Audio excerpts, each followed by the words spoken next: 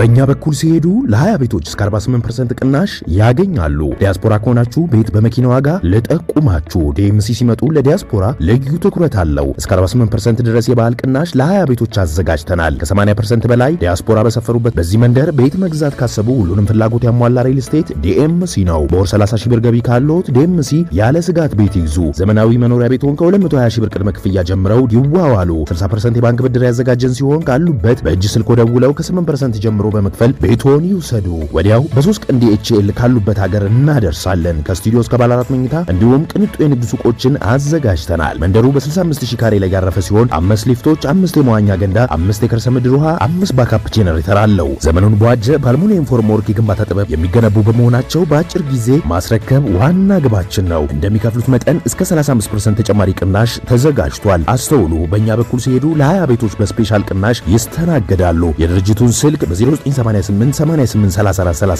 በ0988 885656 ብለው ቢደውሉ መረጃ ያገኛሉ።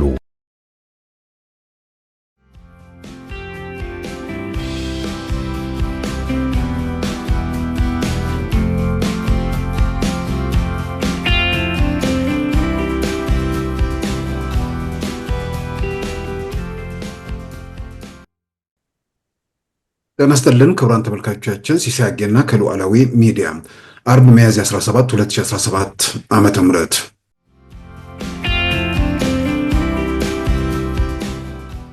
ለሁለት ለሶስት የተከፈለ ነው። በጥቅማ ጥቅም ይጋጫል፣ ይጋደላል። እንኳን አይደለም ሀገር ለመምራት እንኳን ክልል ለመምራት አንድ ላይ ቁርስ አብሮ መብላት፣ ምሳ አብሮ መብላት የማይችል የማይነበብ እና የማይግባባ ኃይል ነው።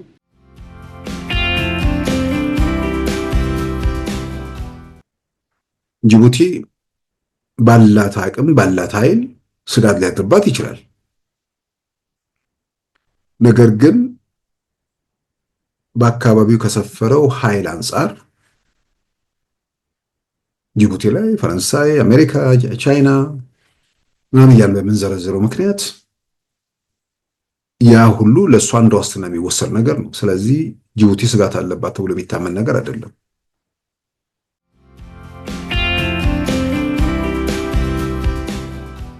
ስለዚህ ቀይ ባህር እነሱ ወይ በስዕል የተሳለውን ቀይ ባህር ይዘው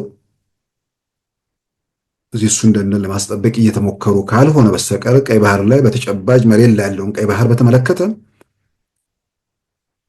ያንን እንደነ ለማስጠበቅ በዋናነት እየተንቀሳቀሰች ያለችው አሜሪካ ነች። የሽፍታ ጠንካራ አገር አይገነባም። የሽፍታ ጠንክሮ አገር ገንብቶ አይተን አናውቅም።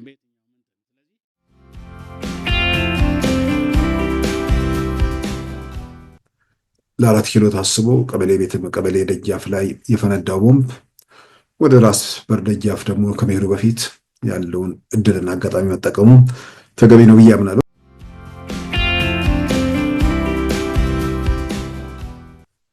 በዛሬው ፕሮግራማችን በእነዚህና በሌሎች ወቅታዊ ጉዳዮች ላይ ትኩረት አድርገናል። አሁን ወደ ዕለቱ ዜና እናመራለን። በፋኖ ኃይሎች ላይ የተጠናከረ ዘመቻ በመወሰድ ላይ መሆኑ ተገለጸ። የአማራ ክልል የሰላምና ጸጥታ ቢሮ ኃላፊ በመሆን በቅርቡ የተሾሙት ዶክተር እሸቱ የሱፍ እንደገለጹት የሰላምን መንገድ በገፉትና በጥፋት መንገድ ላይ በቀጠሉት ላይ የተጠናከረ ሕግ ማስከበር ዘመቻ እየተወሰደ ነው ሲሉ ለኢዜአ ገልጸዋል። የሃይማኖት አባቶችና የሀገር ሽማግሌዎችን ጭምር በመግደልና በማገት እንዲሁም በትምህርት ቤቶች ላይ ቦምብ በመወርወርና መምህራንን በመግደል በአማራ ክልል ሰቆቃ እየፈጸመ ይገኛል ያሉትን የፋኖ ኃይል ላይ በጥብቅ ክትትል የማያዳግም እርምጃ እየተወሰደ ነው ሲሉ ገልጸዋል። እየተወሰደበት ባለው እርምጃ እየተበታተነ ይገኛል ያሉት የፋኖ ኃይል በተገኘው አጋጣሚ ሁሉ ሰዎችን ለማገትና ለመዝረፍ እየሞከረ መሆኑን አመልክተዋል። በህብረተሰቡ ጥቆማም ክትትል እየተደረገበትና እርምጃ እየተወሰደበት መሆኑንም አክለዋል።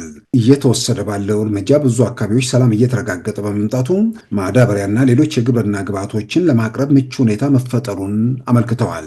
በከተሞች በተለይም በትልልቅ ከተሞች አስተማማኝ ሰላም መረጋገጡን የገለጹት ዶክተር እሸቱ የሱፍ የፋኖ ኃይሎች በአሁኑ ሰዓት እርስ በርስ በመዋጋት ላይ መሆናቸውንም አመልክተዋል።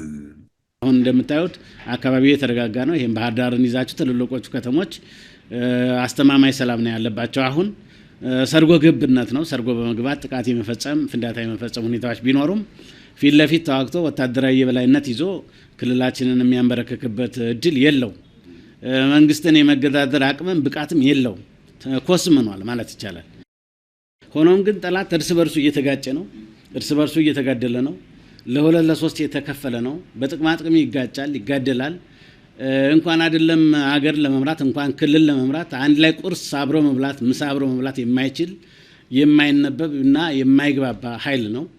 ይሄ አገር ሊገነባ ቀርቶ አገር በማውደም ነው ሚና ሊኖረው የሚችለውና ከዚህ አኳያ ያሉት ነገሮች መታሰብ አለባቸው። ቡድኑ እየፈራረሰ ነው ያሉት የአማራ ክልል የሰላምና ጸጥታ ቢሮ ኃላፊ ዶክተር እሸቱ የሱፍ በሽፍታ ሀገር ተገንብቶ አያውቅም ሲሉም መልእክት አስተላልፈዋል። የሽፍታ ጠንካራ አገር አይገነባም። የሽፍታ ጠንክሮ አገር ገንብቶ አይተን አናውቅም በየትኛው ምንትን። ስለዚህ ይህ ሁኔታ መቀየር ያለበት መስተካከል ያለበት እንደሆነ ተገንዝቦ ህብረተሰቡ ከጎናችን እንዲሰለፍ፣ የሃይማኖት አባቶች አብረውን እንዲሰሩ፣ የሀገር ሽማግሌዎች አብረውን እንዲሰሩ፣ ለሰላም የሚያስፈልገውን ዋጋ እንዲከፍሉ እንጠብቃለን። በዚህ መልኩ እየተጋገዝን ክልላችንን አሁን ካለበት ወደ ተሻለ ደረጃ እንወስደዋለን።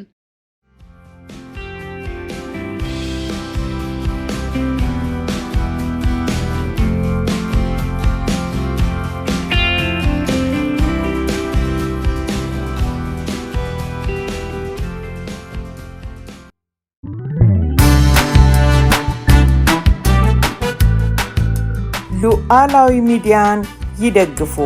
ስራዎቻችንን ለብዙ እንድናደርስ ሰብስክራይብ፣ ሼር፣ ላይክ በማድረግ ሉዓላዊ ሚዲያን ያጠናክሩ። እውነትን እንዘግባለን፣ ኢትዮጵያዊነትን እናቀነቅናለን። መድረኩ ግን ለሁሉም አመለካከት ክፍት መሆኑን እናረጋግጣለን። ሉዓላዊ ሚዲያ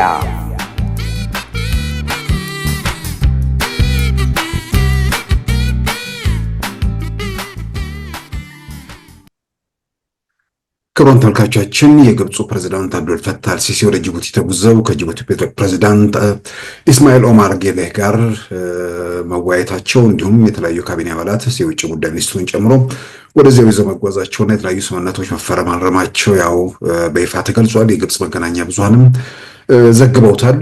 ምናልባት በጅቡቲ ጋርና የግብፅ ግንኙነትን በተመለከተ ቀደም ሲል ከሶማሊያ ጋር የነበረ ግንኙነት እንዲሁም ከኤርትራ ጋር ያለውን ግንኙነት እሱን ግምት ውስጥ ማስገባት ጉዳዩ በኢትዮጵያ ላይ የሚደረግ ማንዣበብ እንደሆነ በተለያየ መንገድ ይገለጻል፣ የሚታመንም ነው።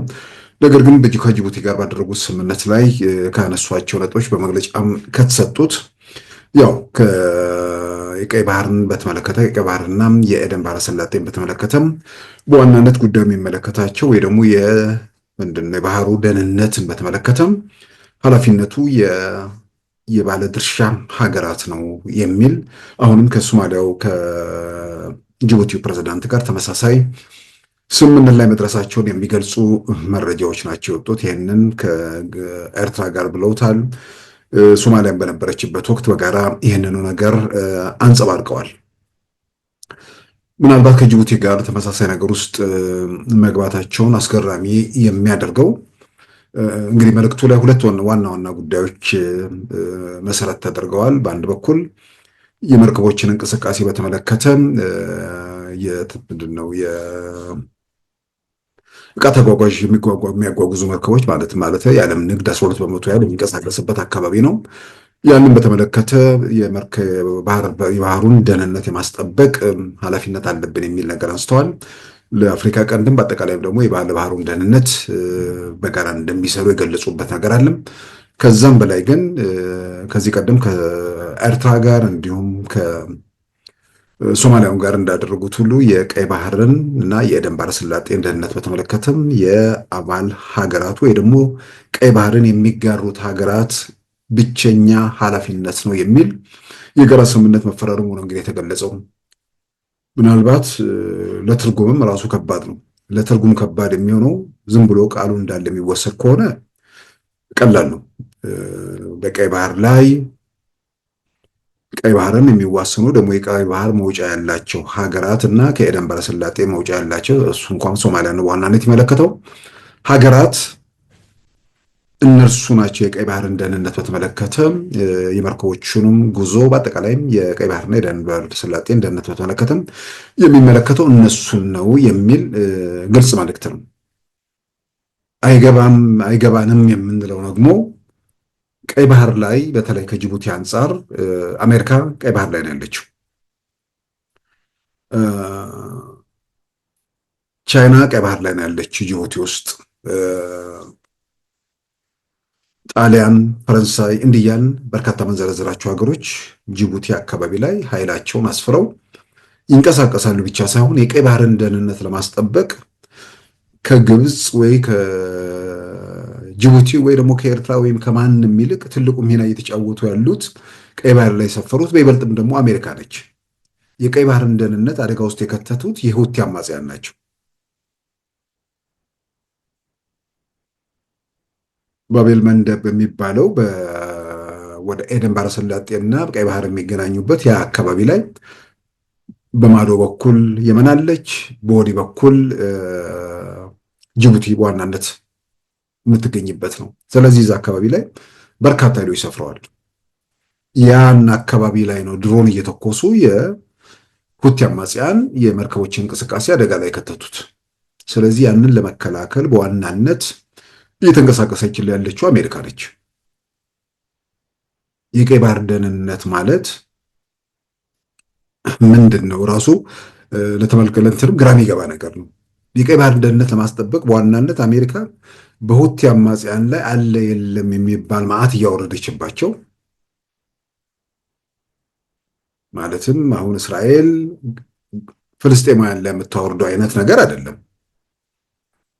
እስራኤል ፍልስጤማውያን ላይ የምታወርደው ሰላማዊ ሰዎችን ንጹሐንን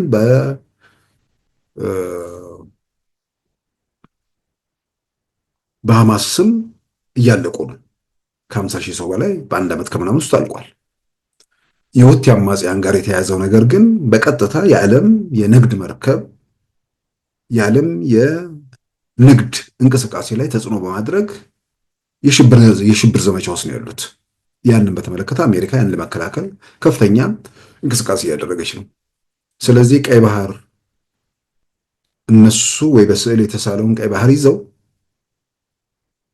እዚህ እሱን ደህንነት ለማስጠበቅ እየተሞከሩ ካልሆነ በስተቀር ቀይ ባህር ላይ በተጨባጭ መሬት ላይ ያለውን ቀይ ባህር በተመለከተ ያንን ደህንነት ለማስጠበቅ በዋናነት እየተንቀሳቀሰች ያለችው አሜሪካ ነች። ስለዚህ የቀይ ባህርን ደህንነት በዋናነት ለማስጠበቅ የሚለው ነገር የአባል ሀገራቱ ወይ ደግሞ ተጋሪዎቹ ሀገራት የሚለው መልእክት ምናልባት ምን ማለት ነው የሚለው ራሱ ለሰሙን ግራ የሆነ ነገር ነው።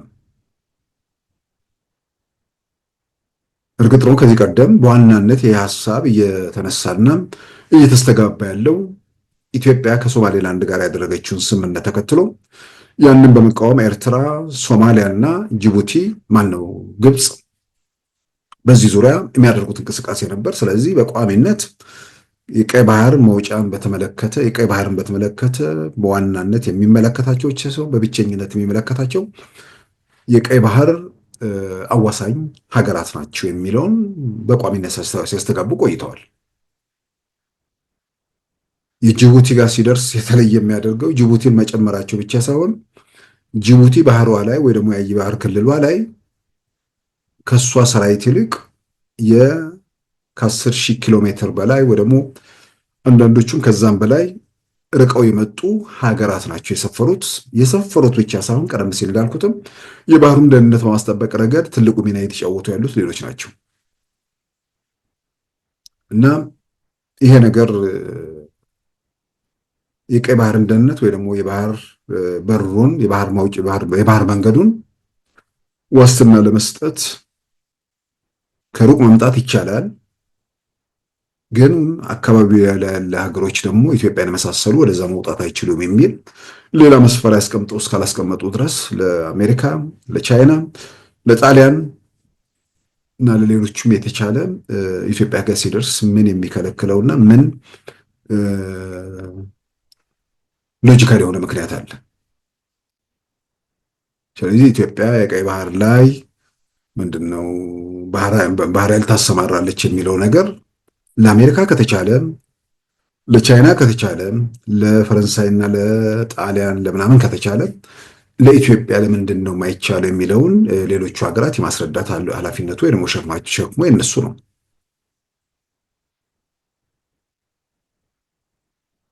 ሌሎች ስምምነቶች ምንድነው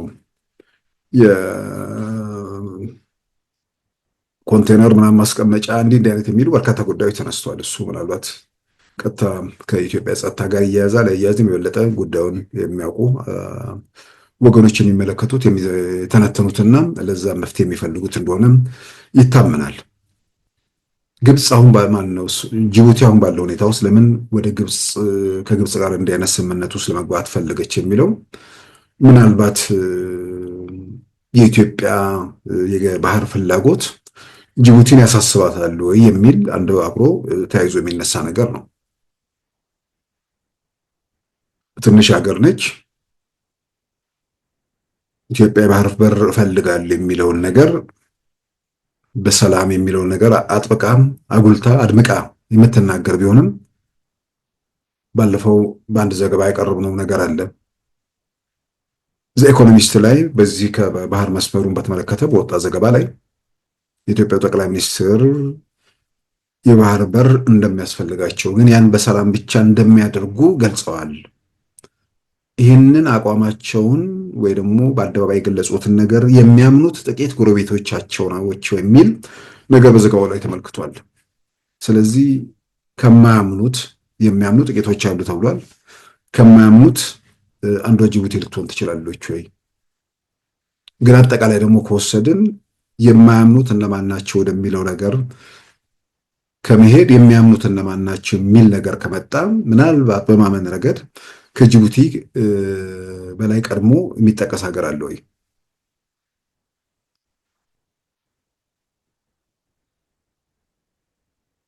ከኤርትራ ጋር ያለው ሁኔታ በግልጽ ይታወቃል። ከሶማሊያ ጋርም አሁን ወደ መስማማት የመጣ ቢሆንም የነበረው ሁኔታ ግልጽ ነው። ከሌሎች አጎራባች ሀገሮች አንጻር ግብፅ ነው ሱዳን እያለ ከመጣ አልቡርሃን የሚመራው ወይ ደግሞ ጊዜ አሁን የሱዳን ጦር ኃይሎች ሞር ከግብፅ ጋር የሚቀራረቡበትና ከኤርትራም ጋር የሚወዳጁበት ሁኔታ ስላለ ምናልባት በአካባቢው ላይ ለኢትዮጵያ ባለው ሁኔታ ላይ የኢትዮጵያ ጠቅላይ ሚኒስትር የሚገልጹትን ነገር በማመን ረገድ በግንባር ቀደምትነት ሊጠቀስ የሚችል ሀገር ካለ ምናልባት ኢትዮጵያና ማነው ኬንያና ጅቡቲ ናቸው ሊሆኑ የሚችሉት። ነገር ግን እከሌ ተብሎ ደግሞ በዘገባው ላይ ስላልተቀመጠ ጅቡቲ የጠቅላይ ሚኒስትሩን መግለጫ ከማያምኑት ሀገራት ናችሁ ውስጥ ነች ወይ የሚል ጥያቄ ማንሳት ተገቢ ነው። ነገር ግን ስጋት አለባት ወይ ደግሞ የሚለውን አብሮ ማያያዝ ነው። ጅቡቲ ባላት አቅም ባላት ኃይል ስጋት ሊያድርባት ይችላል። ነገር ግን በአካባቢው ከሰፈረው ኃይል አንጻር ጅቡቲ ላይ ፈረንሳይ፣ አሜሪካ፣ ቻይና ምናምን እያልን በምንዘረዝረው ምክንያት ያ ሁሉ ለእሷ እንደ ዋስትና የሚወሰድ ነገር ነው። ስለዚህ ጅቡቲ ስጋት አለባት ተብሎ የሚታመን ነገር አይደለም። በሌላም በኩል በኢትዮጵያና በፈረንሳይ መካከል በጅቡቲና በፈረንሳይ መካከል ባሉ ግንኙነቶችም ሳቢያ ፈረንሳይ ደግሞ የጅቡቲም ቅኝ ገዢ በመሆኗ ወደዚህ አይነት ሁኔታ ውስጥ ኢትዮጵያ እንዳትሄድ የራሷን ሚና ልትጫወት የምትችልበት ሁኔታም አለ። ከምንም በላይ ግን አሜሪካ ወታደር አለ፣ የፈረንሳይ ወታደር አለ፣ የጣሊያን የምናምን እያልን ዘረዝራቸዋለሁ። እርግጥ አንዳንዶቹ በወታደር ደረጃ ደግሞ ያልሆኑ እንዳሉት ይታወቃል።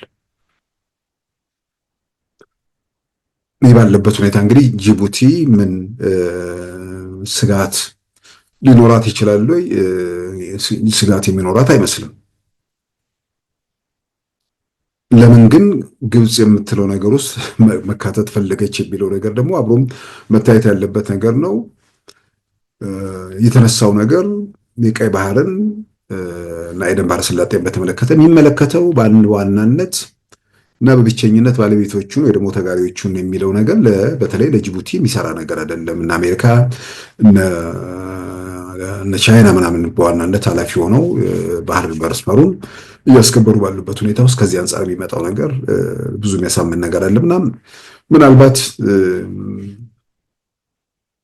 ከምን አንጻር ጅቡቲ እንዲህ አይነት ሁኔታ ውስጥ ገባች የሚለው ምናልባት የበለጠ በጉዳዩ ላይ ትንተና የሚሰጡ አካላት ሊፈትሹት ሊመረምሩት በጉዳይ ላይ እንትን ሊሉበት ይችላሉ።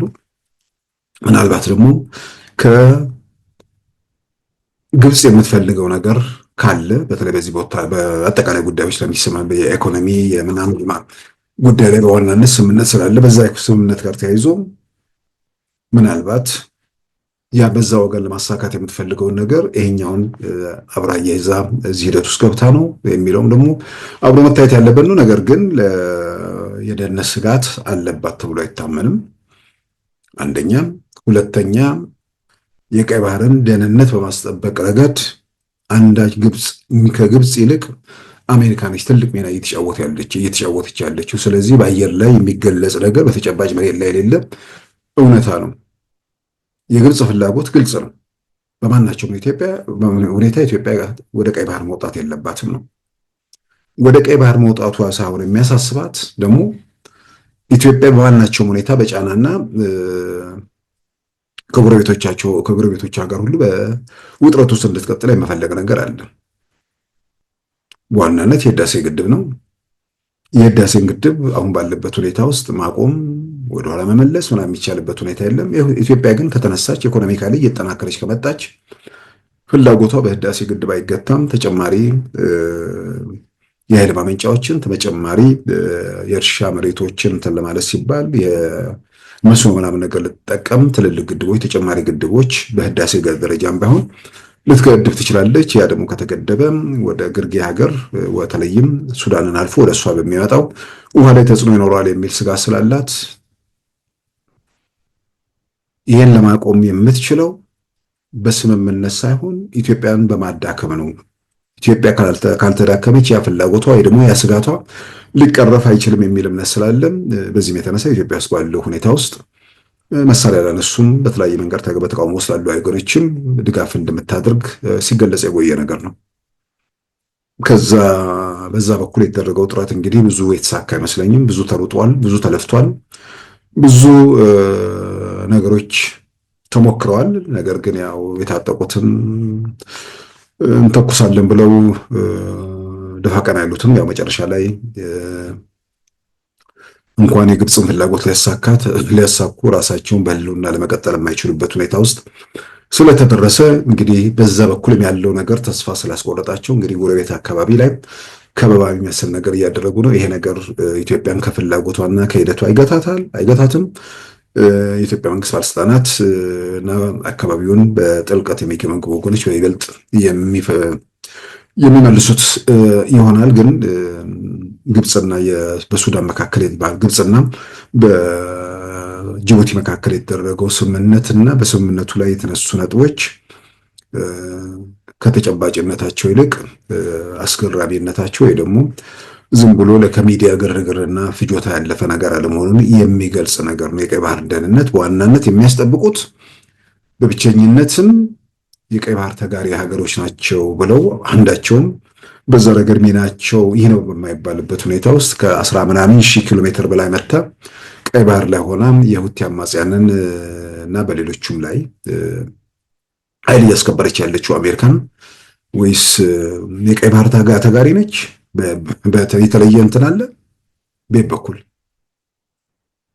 ስለዚህ ብዙ ተጨባጭ የሆነ ነገርን መሰረት አድርጎ የቀረበ አይመስለኝም። ምናልባት ቀደም ሲል እንዳልኩት ከግብፅ ጋር የኢኮኖሚ የተባበሩን ጅቡቲ ስለፈለገችው በዛ ረገድ ምናልባት በወዲያ ወገን ያለውን ፍላጎት በተወሰነ ደረጃ ለማስፈጸም የሚደረግ ነገር ካልሆነ በስተቀር በአንድ በኩል ስጋት የለባትም። ምክንያቱም በርካታ ኃይሎች እዛ የሰፈሩበት ሁኔታ ስላለ፣ በሌላም በኩል ደግሞ በተጨባጭ የሚሉትና መሬት ላይ ያለው እውነታ የተለያየ ስለሆነ ምናልባት ለግብፅ ከኤርትራም ጋር ተመሳሳይ ነገር ስለፈጸመች ከሶማሊያም ጋር የነበረው ሁኔታ በቀደም ሁኔታ ላይ አለመሆኑ ይታወቃል። የሱዳን መንግስት ጋር ጥሩ ግንኙነት አላት። በዚህ ኢትዮጵያን ከጎረቤት አካባቢ ላይ ጠላት የማሰባሰብ ወይ ደግሞ ጠላት የማደራጀት ስራ ሊሆን እንደሚችል ይታመናል። ነገር ግን ቀይ ባህር ተጋሪ የሚለው ነገር ከእንትን ባሻገር ከነ አሜሪካ ምናምን ባሻገር ምናልባት ማስተዋወስም በቅርቡ በኢትዮጵያ መንግስትና በሶማሊያ መካከል ስምምነት የተፈረመው በቱርክ አንካራ መሆኑ ይታወቃል። በቱርክና ደግሞ በሶማሊያ መንግስት መካከል ያለው ስምምነት የሶማሊያን የባህር ጠረፍ ሙሉ የመጠበቅ ኃላፊነት ለግብፅ ማነው ለቱርክ ባህር ኃይል በስምምነት የተሰጠ ነገር ነው እና የሚናገሩትና መሬት ላይ ያለው ነገር ቶታሊ የተለያየ ነገር ነው። ከዛም ባሻገር ያው ምንድነው ባህር መስመሩን ወይ ደግሞ ጠረፎቹን የምጠብቀው በአንድ በኩል የዓለም አቀፍ የንግድ መተላለፊያ ስለሆነ ከዛ ጋር ተያይዞ ያለ ስጋት ስላለ ነው። በሌላ በኩል ለጽድቅ አይደለም። እሷም የምትፈልገው ነገር አለ። በዛ መሰረት አሁን የማዕድን ማውጣት ስምምነት ከ90% በላይ ያንን ኃላፊነት ምንድነው ለቱርክ መሰጠቱን ተከትሎ የሶማሊያ ካቢኔ ውስጥ ግርግር ወይ ደግሞ እንትን መነሳቱ ይታወቃል። 5% ነው የሮያሊቲ ክፍያ የሚሰጠው የሚል ነገር ስምምነቱ ላይ በመኖሩ ያንን በመቃወም የሚደረጉ ነገሮች አሉ። ዞሮ ዞሮ ግን በአጠቃላይ ከጅቡቲ ጋር የተደረገው ስምምነት መሬት ላይ ካለው እውነታ ጋር የሚቃረን ብቻ ሳይሆን በሌላም በኩል ደግሞ ተጨባጭና ሊፈጸም የማይችል መሆኑን ደግሞ በተለያየ መንገድ መረዳት ይቻላል። ኢትዮጵያ በተለያየ መንገድ እንደገለጸችው ወደ ቀይ ባህር ለመውጣት ፍላጎቷን ስትገልጽ የባህር በሩን ከየትኛውም ሀገር በጉልበት ወስዳለሁ የሚል ነገር እስካሁን ድረስ አልተነሳም። ግን አሜሪካ፣ ቻይና መጥተው እዛ ከሰፈሩ ጎረቤት ያለችው ኢትዮጵያ ብትሰፍር ከዛ ረገድ ያለውን ስጋት በምን በተለየ መንገድ እንደሚመለከቱት አይገባኝም። ለአሜሪካ ከተቻለ ለቻይና እና ሌሎችም ከተቻለ ለኢትዮጵያ የማይቻልበት ምክንያት እስካሁን የማስረዳቱ ወይ ደግሞ እንትን ማለቱ ሸክም በነ ግብፅ፣ በነ ኤርትራ፣ በነ ሶማሊያ ምናምን ላይ ነው ያለው። አሁን ከሶማሊያ ጋር ያለው በተለየ ሁኔታ ውስጥ ቢሆንም ማለት ነው። አሜሪካ ከሰፈረች፣ ቻይና ከሰፈረች ኢትዮጵያ በተለየ ሁኔታ የማሰፍርበት ምንድን ነው ምክንያቱ? ይገባኛል ጥያቄ አንስታ በይገባኛል ለመስፈር አይደለም እየሄደች ያለችው። ነገር ግን አካባቢው ላይ ለኔ ባህር መውጫ ያስፈልገኛል። ያንን ባህር መውጫ ደግሞ በስምምነት መፈጸም አለብን። ስምምነቱ ደግሞ ዋስትናን በሚያረጋግጥ መልኩ መሆን አለበት ነው። ከዚህ የተለየ ነገር እስካሁን የታየ ነገር የለም እና በግብፅ ፍላጎት ያው የቀይ ባህር የምናምን ነገር ሳይሆን ቀደም ሲል እንዳልኩት ከአስዋን ግድብ ይጎልብኛል በሚል ኢትዮጵያ በየትኛው ሁኔታ በኢኮኖሚ መዳከም አለባት በሚል የሚደረግ እንቅስቃሴ መሆኑን የሚያጠራጥር ነገር አይደለም። ግን ያው ብዙ ተሞክሯል፣ ብዙ ተለፍቷል። ኢትዮጵያ ውስጥ ሁከትን፣ ግርግርን፣ አለመረጋጋትን ከዛ ጋር ተያይዞ የራሷን ፍላጎት ማስፈጸም ያስችለኛል ያለችውን ነገር ሁሉ ሞክራለች ተብሎ ይታመናል። የተጨበጠ መረጃ መንግስት ሊኖረው ይችላል። በተለያየ ግን ያለው ወገን ያለ ነው ልንገምት እንችላለን። አንዳንዴ ተቃዋሚዎቹ በተለይ ከመሳሪያ ከምናምን ጋር ያለው ነገር ላይ በተለይ በሸኔ በኩል ያለውን እንቅስቃሴ ለሚያይ ሰው አሁን ኬንያ ውስጥ የነበረውን ነገር ለተመለከተ በተለያዩ ኢትዮጵያ አካባቢ በተለይ ኦሮሚያ ክልል ላይ ያኔ በዋናነት የትጥቅ ትግል እናደርጋለን ኦሮሞ ተጨቁኗል በሚሉበት ሰዓት ማድረግ ያልቻሉትን ነገር ባለፉት 7 ዓመታት ያደረጉት እንቅስቃሴ ሲታይ ትርጉም ያለው የውጭ ድጋፍ እንደነበረው ብዙም ያጠራጥር ነገር አይደለም እና ያን ደግሞ ስናስስ ከግብፅ የተሻለ ለዚህ የተመቸም አለ ተብሎ አይታመንም። ዞሮ ዞሮ ግን በዛም መልኩ የተሞከሩ ሙከራዎች ሄደው የትም የደረሱ ነገሮች አይደሉም። ያው ስለዚህ በመሳሪያ ባነሱት ወይ ደግሞ ባመጹት በኩል መንግስት መለወጥ ወይ ደግሞ ኢትዮጵያ ውስጥ ስርዓቱን ማዳከም ወይ ደግሞ ኢትዮጵያን ኢኮኖሚ ሁኔታ መክታት እንደማይቻል ተገንዝበው ወደ ሌላ ምዕራፍ ውስጥ እንደገቡ ያው በተለያየ መንገድ ይታይ ነው። ከዚህ ቀደም የነበረውን እናስታውሳለን። በህወሓትና በኤርትራ መንግስት መካከል እርቅ እንፍጠር ብለው የሀገሪቱ የደህንነት ሚኒስትርና የውጭ ጉዳይ ሚኒስትር ወደ አስመራ መጓዛቸው ይህንን ናሽናል ላይ የወጣ ዘገባም እናስታውሳለን። በየትኛውም ሁኔታ ኢትዮጵያ እንዴት ትዳከም የሚለው ነገር ነው የግብፅ ፍላጎት። ያን ለማድረግ ደፋ ቀና እያሉ ነው። በመጡበት መንገድ ላይ ብዙ የተሳካላቸው አይመስልም። በየትኛውም አጋጣሚና ሁኔታ ደግሞ ጥረታቸውን ይቀጥላሉ። ለዛ ደግሞ ተገቢ የሆነውን ነገር መንግስት እንደ መንግስት ኃላፊነቱ ይወጣል ተብሎም ይታመናል። ሌላው የኦጋዴን ብሔራዊ ነጻነት ግንባር ያወጣው መግለጫ ተመልክቼ ነበር። የኦጋዴን ብሔራዊ ነጻነት ግንባር ያው አሁን ሁለት የኦጋዴን ብሔራዊ ነጻነት ግንባር ነው ቢያንስ በአደባባይ የምናውቀው። አንደኛው ሊቀመንበሩ ያሉበትና መንግስት ላይ ጦርነት ያወጀው ብቻ ሳይሆን ለአካባቢው የሶማሊያ ማህበረሰብ አንድነት እታገላለሁ ብሎ በማለት የምስራቅ አፍሪካን ወይም ለአፍሪካ ቀንድን ጂኦግራፊ ጭምር ለመለወጥ የሚያስብ ቡድን አለ በአንድ በኩል። ያው በይፋ የሶማሌዎችን መብት ደህንነት የሚል ነገር ነው ያመጣው።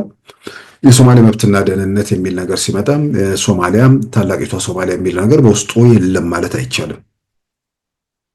ኬንያን፣ ኢትዮጵያን፣ ጅቡቲን፣ ሶማሊያን በአጠቃላይ የሚነካ ነገር ማለት ነው።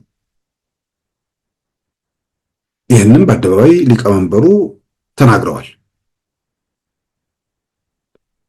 ይህንን ካሉ በኋላ እንግዲህ ደግሞ ሌላው የኦጋዴን ብሔራዊ ነጻነት ግንባር ማዕከላዊ ኮሚቴ ተሰብስቦ የእሳቸው አቋም የኛ አቋም አይደለም ብቻ ሳይሆን መጨረሻ ላይ እርሳቸውን አወርዶ ተጠባባቂ ሊቀመንበር መርጦ ተጠባባቂው ሊቀመንበር ደግሞ ጉባኤ እስኪካሄድ ድረስ ተጠባባቂነታቸው እንደሚቀጥሉ ተገልጾ የእርሳቸው አቋም በኦጋዴን ብሔራዊ ነጻነት ግንባር የማህበራዊ አካውንቶች የወጡ መልእክቶች እንዲሁም ደግሞ በስማቸው የረመዳንን በዓል ምክንያት በማድረግ ያስተላለፉት መልእክት አይመለከተንም በሚል የኦጋዴን ብሔራዊ ነጻነት ግንባር ከጅጅጋ መግለጫ አውጥቷል።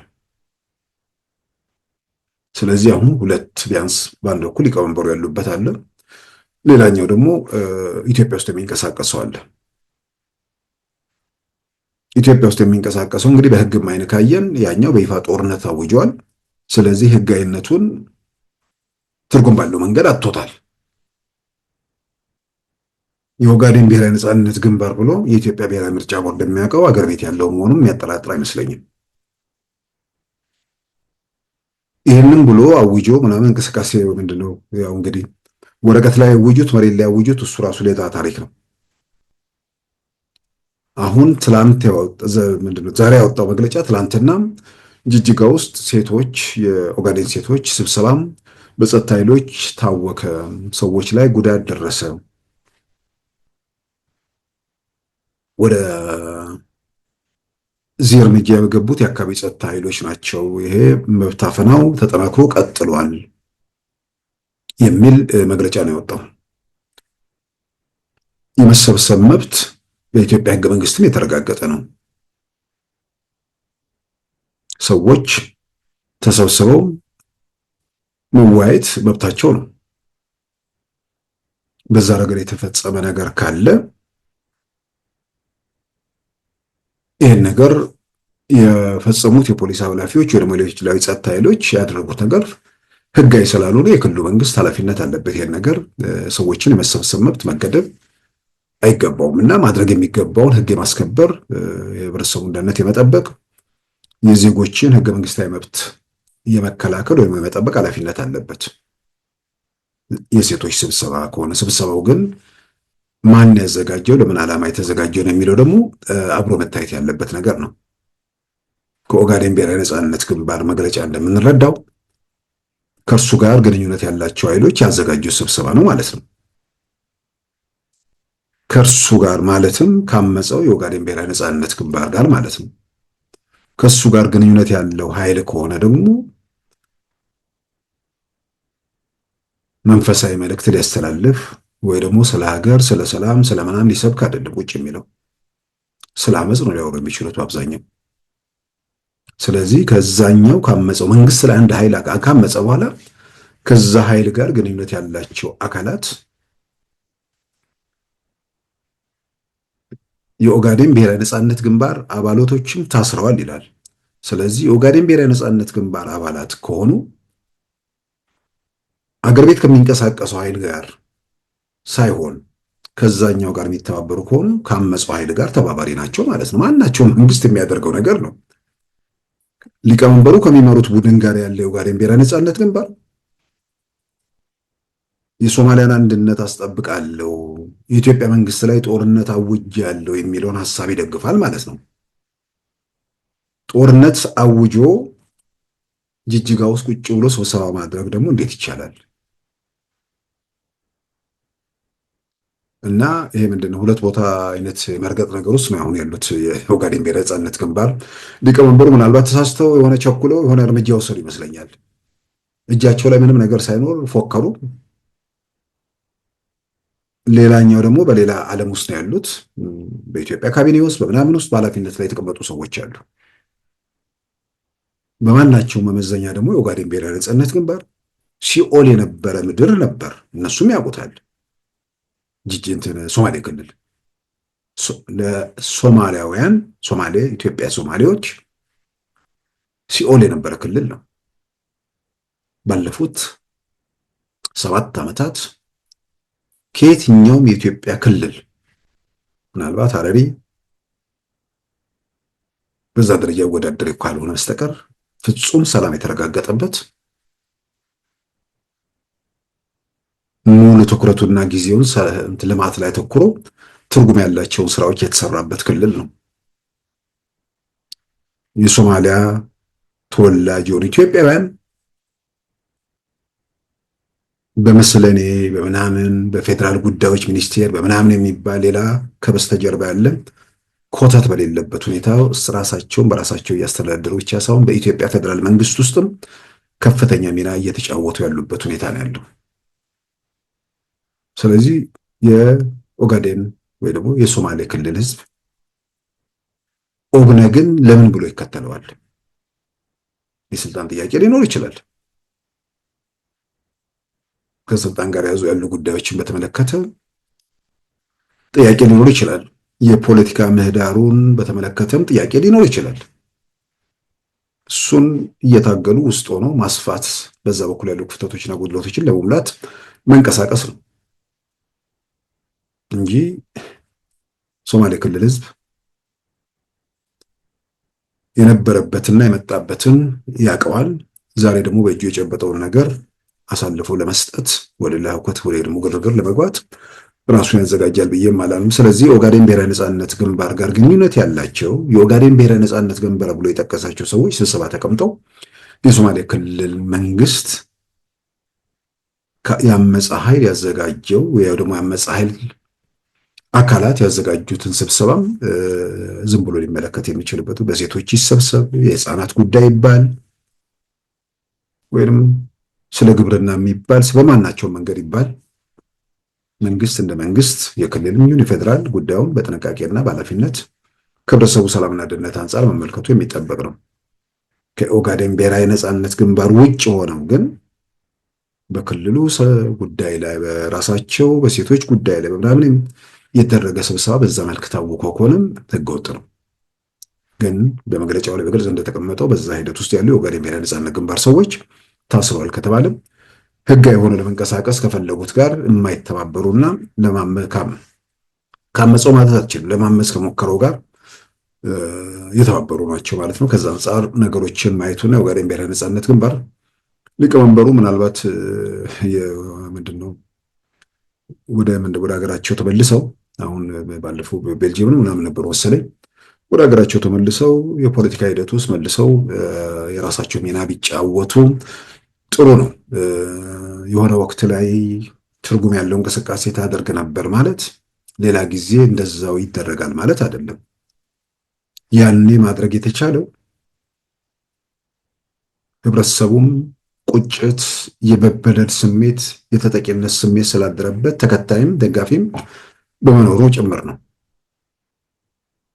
አሁን ግን በእጁ ያዘውን የጨበጠውን ተስፋውን ለመበተን ብሎ ከእርሳቸው የስልጣን ብሎ ከእርሳቸው ጋር ቢተባበርና ከእርሳቸው ጋር እንትን የሚሰለፍ ብዙ ይኖራል ተብሎ የማይታመንም ቢሆንም ደግሞ ብዙ አይጠቅማቸውም። በየተራ ተነስተው በየተራ ወጡና ፈረጡ ብዙዎቹ። አሁን ከዚህ በኋላ ግርግር ምናምን የምንድነው የሆነ ሰማን ዜና ነው። ከዛ ያለፈ ነገር የሚመጣ ነገር የለም። ደጋግሜ እንዳልኩት ግን ኢትዮጵያ ውስጥ ችግር፣ አፈና፣ ሰቆቃ በነበረበት ዘመን ትርጉም ያለው እንቅስቃሴ ሲያደርግ የነበረ ኃይል ነው። ኢትዮጵያ ወደ ሰላም ከመጣች በኋላ ሰላማን በማወክ ፊት አውራሪ ሆኖ 6-7 ዓመት ኢትዮጵያን ሲያውኩ የነበሩ ሰዎች ደግሞ በመከራ በፈተናና በሰቆቃ ጊዜ የት እንደነበሩ የማይታወቁ እርግጥ ነው መኖራቸውን መግለጫ ሲያወጡ የምናስታውሳቸው ናቸው። ስለዚህ ያለፉት 7 ዓመታት ሰላሙ ጸንቶ እንዲቀጥል የኦጋዴን ብሔራዊ ነጻነት ግንባር ትልቅ አስተዋጽኦ አድርጓል።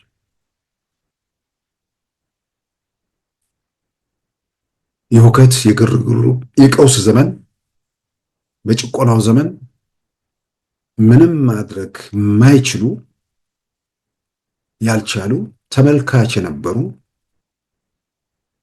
ግፋቢል ተግባራቸው መግለጫ ማውጣት እንደነበር ምናስታውሳቸው። ግን ኢትዮጵያን 7 ዓመት ውስጥ በሁከት በግርግር በቀውስ ውስጥ እንድትገባ አድርገዋል። በዛ ጊዜ ውስጥ አብሮ ግርግር ውስጥ ቢገባ ኖሮ ከባድ ነበር።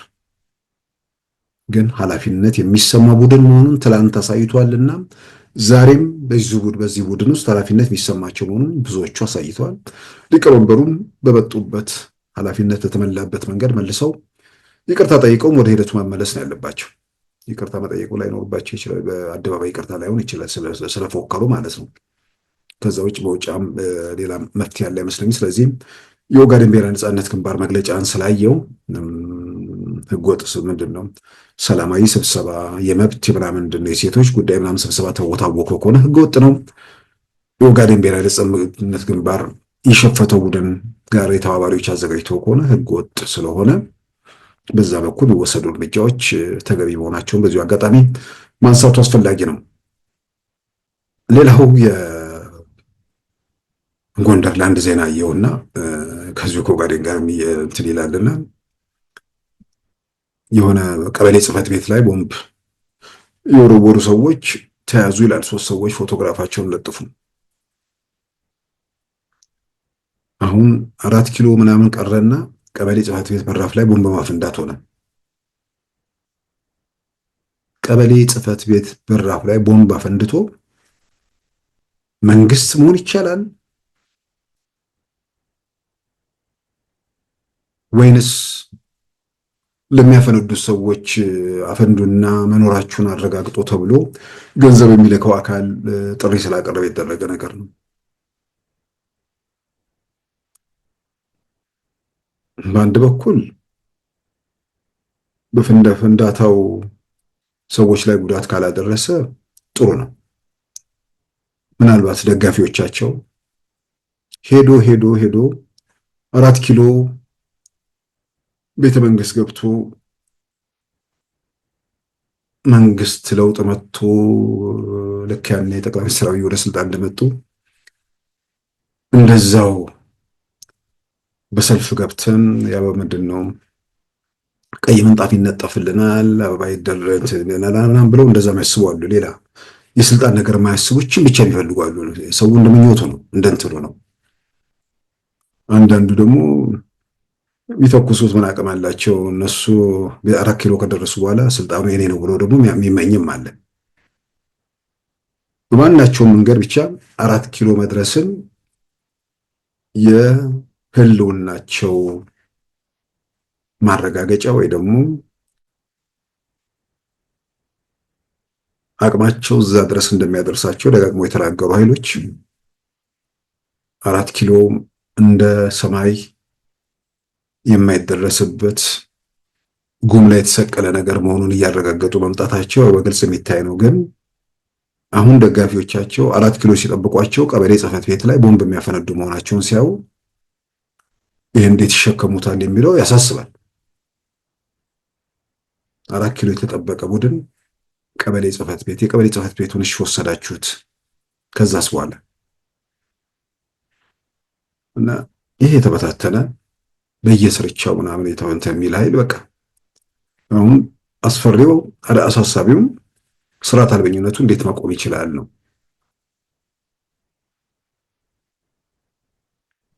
ስለ ሰላም ስምምነት ብዙ ጊዜ ይነሳልና ከሰላም ስምምነት ጋር ተያይዞ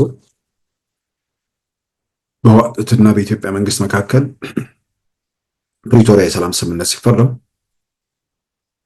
የሰላም ስምምነቱ የጠመንጃ ላንቃዎችን የዘጋ መሆኑ በስምምነቱ ላይ እዛው አቶ ጌታቸው እና ጀነራል ጻድቃን እና አምባሳደር ኤድዋን እና ዶክተር ጌዲዮን ፊርማ ፈርሞ ከፊርማው በኋላ ያ የጠመንጃ ላንቃ መዝጋት መንግስት እንደ መንግስት ባለው ፍጥነት ውስጥ ቅጽበት ውስጥ ማድረግ ይችላል። ህወሓትም ከላይ እስከታች ወጥ ስለሆነ ባለው ጊዜ ውስጥ ማድረግ ችሏል። አሁን አንዳንዴ ስለ ድርድር ምናምን ሲነሳም ያው በድርድር ብዙ ነገር መሻገር ይቻላል፣ ግን የጠመንጃ ላንቃን በአንድ መዝጋት አይቻልም። አማራ ክልል ውስጥ አሁን በድርድር ግን ያ የሚፈጥረው ነገር ያ ስምምነት ተፈጠረ የሚለው ነገር ለህብረተሰቡ የሚሰጠው እፎይታና በራስ መተማመን ሽፍቶቹ በየቤቱ በየስርቻው ገብተው ከዚያ በኋላ ለሚያደርጉትን ነገር ለማስቆም ያለው ድል ከሚሊሻዎች ጋር የመተባበርም ነገር ስለሚኖር በዛ ረገድ አስተዋጽኦ ያደርጋል እንጂ ከፋኖ ጋር የኢትዮጵያ መንግስት ባህር ዳርም ይፈርም ናይሮቢም ይፈርም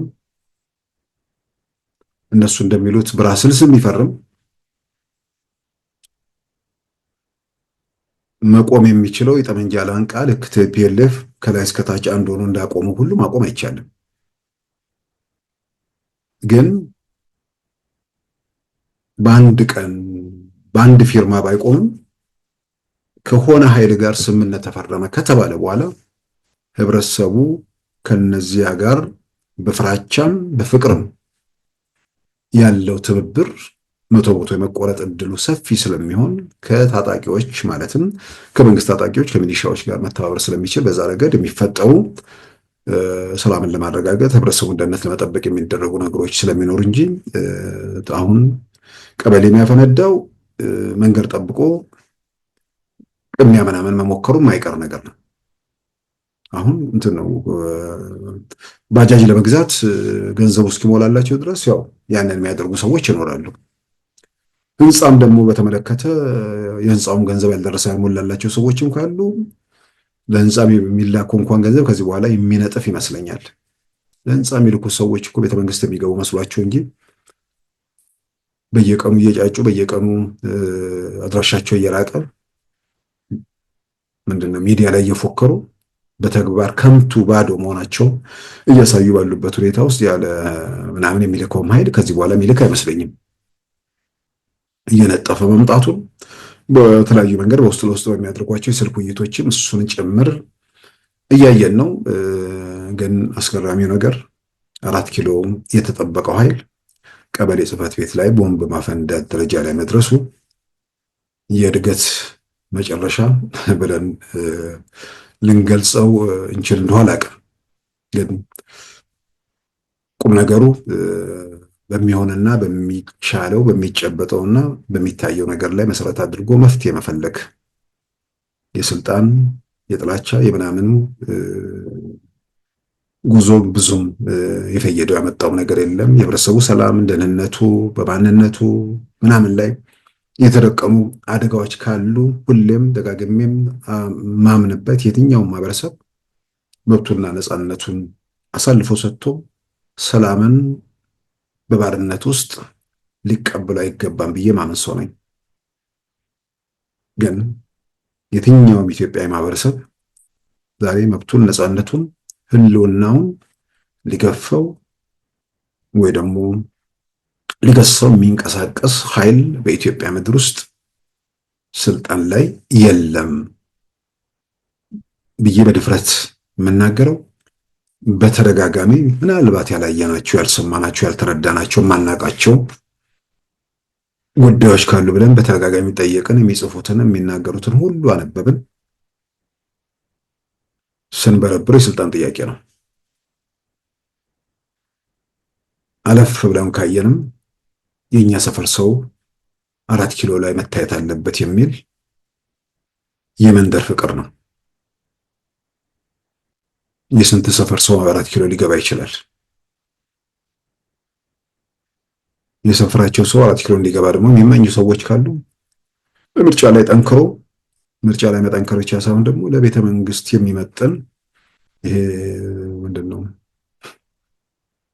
ዝም ብሎ ይሻላል የሚል ይሄ ምንድነው ለሚዲያ ላይ ምናምን የሚደረግ ጋጋታ ሳይሆን በተጨባጭ የተወሰነን ዙሩም ስለከረረ ትንሽ ለቦታው መመጠን በጣም ስለሚጠይቅ ራስን ለዛ አዘጋጅቶ በዛ ደረጃ ያለ ሰው ካለ ህብረተሰቡ ሌላውም የሚቀበለው እንግዲህ ኢትዮጵያ ውስጥ የሆነ ቀበሌ ሰው የእሱ ሰው እዛ እንዲመጣ የሚፈልግ ከሆነ የቀበሌው ሰው ብቻ ሳይሆን ይህ ሁሉም ቢያንስ ከ50 በመቶ በላይ ኢትዮጵያዊ የሚያምንበት የሚደግፈው መሆን አለበት እና በዛ ረገድ ሰዎች ካሉ የትኛውን መንደር የትኛውን ቀበሌ የሆኑ ለኢትዮጵያ የሚበጁና የሚጠቅሙ ከሆነ የትኛውም ኢትዮጵያ ጫፍ ያለው ኢትዮጵያዊ ሊመርጣቸው ይችላልና እንደዚህ አይነት ሰዎች እንዲመጡ ፉክክሩ ጤናማና በብቃት ላይ የተመሰረተ እንዲሆን እንደዚህ ስራዎችን መስራት በአብዛኛው ይጠቅማልና ለ4 ኪሎ ታስቦ ቀበሌ ደጃፍ ላይ የፈነዳው ቦምብ ወደ ራስ በር ደጃፍ ደግሞ ከመሄዱ በፊት ያለውን እድልና አጋጣሚ መጠቀሙ ተገቢ ነው ብዬ አምናለሁ። በመጨረሻም የአሜሪካ መንግስት የዶናልድ ትራምፕ አስተዳደር ያው የተለያዩ ከዚህ ከስደተኞች ከምናምን ጋር በርካታ ነገሮች መመሪያዎች ምናምን ሲያወጣም ገደቦች ሲጥል ቆይቷል። አሁን ደግሞ የአሜሪካ ህዝብ ቁጥር መቀነስ እያሳሰበው ስለመጣም አንዳንድ ኢንሴንቲቮች ወይ ደግሞ ማበረታቻዎችን ለአሜሪካኖች አደርጋሉ በሚል በጉዳዩ ላይ እየተነጋገሩበት እየመከሩበት መሆኑን ኒውዮርክ ታይምስ ዘግቧል። እርግጥ ነው አሜሪካ ውስጥ የህዝብ ቁጥር ምጣኔ ላይ በመቶኛ መቀነስ ነገር ቢኖርም በየዓመቱ እያደገ ነው። የአሜሪካ ህዝብ ቁጥር 343 ሚሊዮን ምናምን የነበረው የአሜሪካ ህዝብ ቁጥር አሁን ወደ 345 በ2024 እንደዚህ የነበረው ወደ 345 ምናምን አድጓል። ከሚሊዮን በላይ በዓመት እያደገ ነው። እንደነ ጃፓን ምናምን ያሉ ሀገሮች ደግሞ ሲታይ ከዛ ጋር ሲነጻጸር የአሜሪካ ህዝብ እያደገ ነው። ግን እድገቱ እየቀነሰ ስለሄደ ከሆነ ጊዜ በኋላ ሊያቆለቁል ይችላል የሚል ስጋት አላቸው። እነ ፖላንድ ላይ እያጋጠመ ያለው እነ ቼክ ሪፐብሊክ ላይ እያጋጠመ ያለው በማናቸውም ሁኔታ በየዓመቱ የሚወለደው ከሚሞተው ስለሚበልጥ በሀገራት ህዝብ ቁጥር ምጣኔ ላይ በየዓመቱ ቁጥር እየጨመረ ነው የሚሄደው። ግን በአንዳንድ ሀገሮች ላይ አሁን ፖላንድ እነ ቼክ ሪፐብሊክ እያልን የምንጠራቸው ሀገሮች ላይ የህዝብ ቁጥር እየቀነሰ ነው። በየዓመቱ እድገት ሳይሆን ካለው ላይ ከሚወለደው ይልቅ የሚሞተው እየቀነሰ መጥቷል። ስለዚህ ይህን ለመከላከል አሜሪካም እዛ ደረጃ ላይ ከመድረሷ በፊት አሁን ብዙ ልጆች እንዲወለዱ ስለሚፈለግ ይሄ ምንድን ነው ጊዜው ዘመኑ ትዳር መፍራት ወይ ደግሞ ወደ ጋብቻ ለመሄድ ጋር የሚያያዙ ችግሮች አሉ። ያን ለመከላከል በአንድ በኩል ወደ ጋብቻ ሄደው ወደ ልጅ መውለድ እንዲገፋፉ ደግሞ እንደዛ እንዲበረታቱ በሚል የሀገሪቱን የትምህርት ስርዓት ላይ በተለይም የከፍተኛ ትምህርት በጣም ትልልቆቹ ወይ ደግሞ የተከበሩ በሚባሉት ዩኒቨርሲቲዎች ውስጥ ስኮላርሺፕ እስከ 30 በመቶ በዚህ መልክ ወደ ትዳር ዓለም ለሚገቡ እና ለልጆች ለመውለድ በዛ ደረጃ ለሚንቀሳቀሱ ሰዎች ለነሱ ይሄን አይነት ማበረታቻ በማድረግ ትዳር እናበረታታለን። ትዳር ውስጥ ከተገባ ደግሞ ልጅ መውለድ ይመጣል። ስለዚህ የህዝብ ቁጥሩ ጋር ያለውን ስጋት በዛ መልክ መቀነስ እንችላለን የሚል በአንድ በኩል እንዳማራጭ የመጣ ነገር ነው። በሌላ በኩል ደግሞ ልጅ በተወለደ ቁጥር $5000 በአንድ ልጅ መስጠት የሚል ነገር ነው። እንግዲህ አንዱ ሀሳብ ደረጃ ተነስቶ ገና የአሜሪካ መንግስት በውሳኔ ላይ ያልደረሰበት ነገር ግን በማናቸውም ሁኔታም የወሊድ ምጣኔን ለመጨመር የሆነ ማበረታቻ እንደሚያስፈልግ አምነውበታል። ከውጭ ያሉ ሰዎች ደግሞ በሀሳብ በምክር ደረጃ የሰጡት 6 ልጆች የሚወልዱ ካሉ የሀገሪቱን ትልቅ የሚባለውን ሜዳሊያ በመስጠት በእንደዛ መልኩም ማበረታታት ይገባል የሚል ነገር አለ። እንግዲህ አሜሪካዊ ሲባል ጥያቄ ውስጥ ማይገባ ነገር የአሜሪካዊ ዜግነት ኑሯቸው የሚወልዱትን ሁሉም በዛ መልኩ ውስጥ ሊያካትቱ ይችላሉ። በሌላ በኩል ደግሞ አሜሪካ ውስጥ ኖረው የሚወለደው ልጅ አሜሪካዊ ስለሚሆን ወላጆቹ አሜሪካዊ ባይሆኑ እንኳን ለሚወለደው ልጅ ሲባል ያው ገንዘቡ ሊሰጥ የሚችልበት ሁኔታ አለ። እስካሁን ድረስ ይሄ ተብሎ የተወሰነ ነገር የለም። ግን ዞሮ በህዝብ ቁጥር ምጣኔ ላይ የተፈጠሩ ነገሮች ስላሉ ያንን ለመከላከል እንደ ማበረታቻ በአሜሪካ መንግስት ወይ ደግሞ በትራምፕ አስተዳደር በኩል ጉዳዩ እየተጠና መሆኑን የሚገልጸውን ዘገባ ከኒውዮርክ ታይምስ ላይ ተመልክተናል። በመጨረሻም ሰሞኑን ከኢትዮጵያ ኦርቶዶክስ ተዋሕዶ ቤተክርስቲያን ጋር ተያይዞ የሚወጡ አንዳንድ ሪፖርቶች አሉ። ያ የቤተክርስቲያኒቱ የውስጥ ጉዳይ ነው። ወደዛ ጉዳይ ውስጥ አልገባም። ብፁዕ አቡነ ገብርኤል ካስተላለፉት መልእክት ጋር ተያይዞ የተነሱ ጉዳዮች አሉ። ግን የሚገርመኝ አሁንም እንዳልኩት ያ የቤተክርስቲያኒቱ የውስጥ ጉዳይ ነው። ተፈጠረ በተባለው ጉዳይ ላይ አቡነ ገብርኤልም ይቅርታ ጠይቀዋል። የቤተክርስቲያኒቱ አባቶች ውስጥ ለውስጥ ተነጋግረው የራሳቸውን ችግር እምነታቸውን መሰረት አድርገው እዛው የሚፈቱት እንደሚሆንም ይታመናል። ነገር ግን የሆነ ነገር በተፈጠረ ቁጥር ሁሉ መንጠልጠል፣ እዛ ላይ ለመሳፈር የሚደረጉ ጥርፊያዎች እጅግ በጣም ነው የሚገርሙት። የሆነ ነገር ሲፈጠር ጥላቻን ለመዝራትና የሆነ የተደበቀ ወይ ደግሞ በዚህ በመተኮስ በምናምን ያልተሳካውን ነገር በዚህ መልክ ለመፈጸም የሚደረጉ መራውጦች ሲታዩ ያሳፍራሉ። አጋጣሚ ይሄን ደግሞ እንዳነሳ ምክንያት የሆነኝ ሰሞኑን ከቤተክርስቲያን ከእምነት ተቋማት ጋር ተያይዞ ባለ ጉዳይ ላይ ባነሳሁት ነጥብ ውስጥ አንድ ስደት የገቡ አባት፣ በነገራችን ላይ በጵጵስና ምናምን ደረጃ ያሉ ሰው አይደሉም። ኃይለኛ ወያኔ ወይ ደግሞ የህወሓት ተቃዋሚ የነበሩ በህወሓት ዘመን ጥለው የወጡ ሰው ማለት ነው። ስለኛ ሰው አውርቼ ነበር። አሁን ለውጡ ሲመጣ ትልቅ ኃላፊነት ትልቅ ስፍራ ጠብቀው ነበር። ሰው እኛ ሰው አውቃቸዋለሁ። ለውጥ የመጣው ቤተ መንግስት ውስጥ ነው። የፖለቲካ ለውጥ ነው የመጣው። ቤተክርስቲያኒቱ እርግጥ አንድነቷ መጥቷል። ቤተክርስቲያኒቱ አንድነቷ ሲመጣ የተሰደዱ ይሄ ኃላፊነት ይሰጣቸው የሚል ነገር ውስጥ የኢትዮጵያ መንግስት አያገባውም፣ አይመለከተውም ብቻ ሳይሆን የኢትዮጵያ ኦርቶዶክስ ተዋሕዶ ቤተክርስቲያንም ለእንደዚህ አይነት ነገር በፍጹም በሯን ልትከፍት አይደለም፣ እድሉን መስጠት ጨርሶ መታሰብ የሌለበት ነገር ነው። ስለዚህ መንግስት ነው፣ የራሱን መንግስታዊ ተግባር መወጣት አለበት። ቤተ እምነቶች ነፃ ናቸው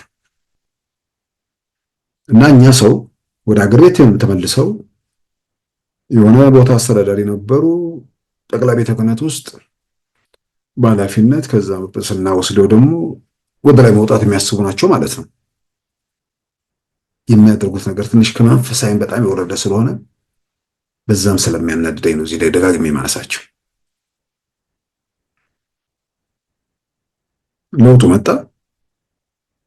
ውጭ ያሉ አባቶችና አገር ቤት ያሉ አባቶች ተነጋግረው በሌላው ቀርቶ በነበረው ልዩነት አንዱ ሌላውን በማውገዝ የአንደኛውን ጳጳስ ስም ሌላኛው እየወሰደ እንዲህ አይነት የተፈጠሩ ክፍተቶች አሉ። እስከዛው ድረስ ችግሩን ለመፍታት ተነጋግረው መፍትሄ እነሱ አባቶች አበጁ፣ የውስጥ የውጭም የአገር ቤቱ። ስለዚህ በዛ መልክ የተሰደዱ ሰዎችም ካሉ እነሱንም ጉዳይ የሚመለከተው የአባቶች ጉዳይ ተነጋግረው የተሰደዱት ምን እናድርጋቸው፣ ያው የቤተክርስቲያኒቱ ጉዳይ ነው። መንግስትን የሚመለከተው ነገር የለም። ስለዚህ መንግስት የሆነ ነገር ካላደረገ በሚል አሁን እኛ ሰው ጠበቁና ቀስ እያሉ ወደ መገሰጽ፣ ከመገሰጽ ወደ መቃወም፣ ከመቃወም ወደ ሰይጣንነት መቀየር፣ ከዛ አልፎ አሁን ራሳቸውን የጎዱ ያሉ ይመስለኛል። እና እኚህ ሰው አሁን ልክ የአቡነ ገብርኤል ነገር ሲፈጠር ጉዳዩን ፖለቲካ አድርገው መጡ። ቤት በኩል ፖለቲካ እንደሚሆን አይገባኝም። ጉዳዩ የተነሳው ከእምነት ጋር የተያዘ ነገር ነው።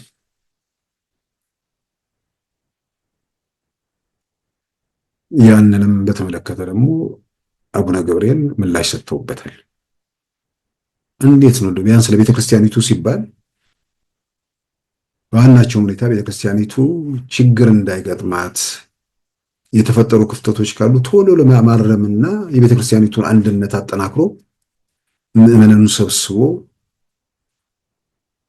መሄድ አሁን የምንድን ነው የቤተክርስቲያኒቱ ሕግና ስርዓቷን ወይ ደግሞ ቀኖኗን ወይ ደግሞ ዶግማዋን የሚጥሱ ነገሮች ካሉ ያ ምንም ወደኋላ የሚባል ነገር አይደለም። ግን የተፈጠረውን ነገር ወዲያው ታረመ፣ ይቅርታ ተጠየቀ።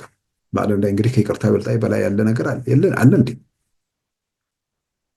ግን እቺን አጋጣሚ ተጠቅመው ሊሳፈሩባትና ጥላቻቸውን ለመዝራት ተንቀሳቀሱ። እኔ አንዳንዴ እንዲህ አይነት ሰው ቤተክርስቲያን አውደ ምሕረት ላይ ቆሞ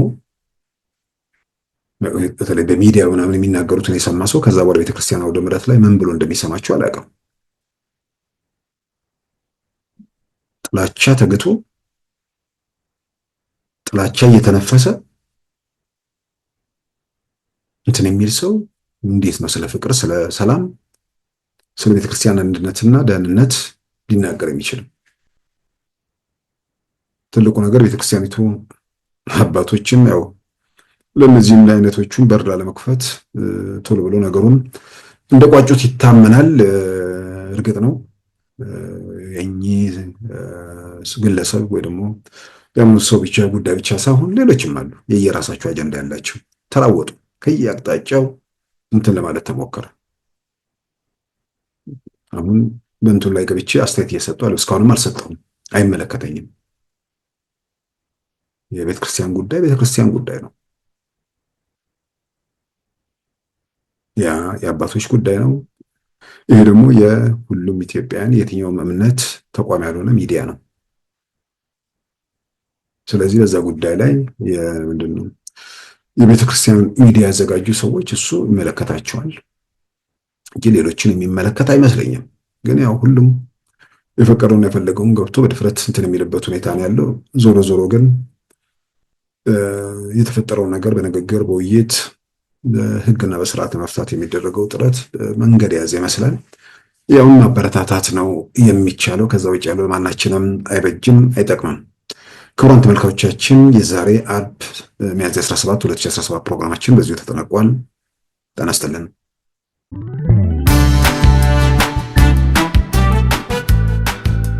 ሉዓላዊ ሚዲያን ይደግፉ።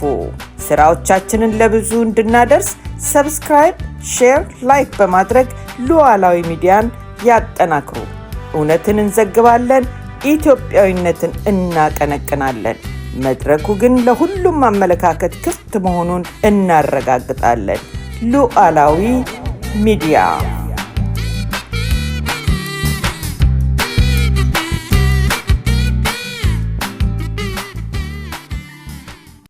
የዛሬ አርብ ሚያዝያ 17 2017 ፕሮግራማችን በዚሁ ተጠናቋል።